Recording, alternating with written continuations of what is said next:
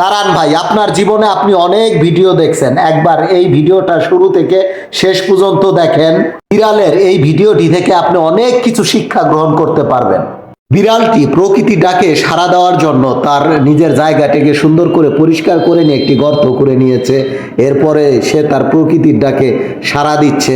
মহান আল্লাহ পাক এর মাথায় কত সুন্দর দায়িত্ববোধ এবং জ্ঞান দিয়ে দিয়েছেন, যাতে যেন ওর বাথরুমের গন্ধটা যেন চারদিকে না ছড়িয়ে পড়ে এবং পরিবেশের কোনো যেন ক্ষতি না হয়। এই জন্য সে একটি গর্ত করে সুন্দর করে বাথরুম করার শেষে দেখেন সুন্দর করে এটা আবার বন্ধ করে দিবে। অথচ আমরা মানুষ দেখেন পরিবেশের ব্যাপারে কোনো কিছু চিন্তা করি না। আমরা যেখানে সেখানেই প্রস্রাব পায়খানা করতেছি, যেখানে সেখানে ময়লা আবর্জনা ফেলতেছি। অথচ দেখেন এই অবলা একটা প্রাণী তার বাথরুম শেষে সেই জায়গাটিকে আবার সুন্দর করে ঢেকে চলে যাচ্ছে।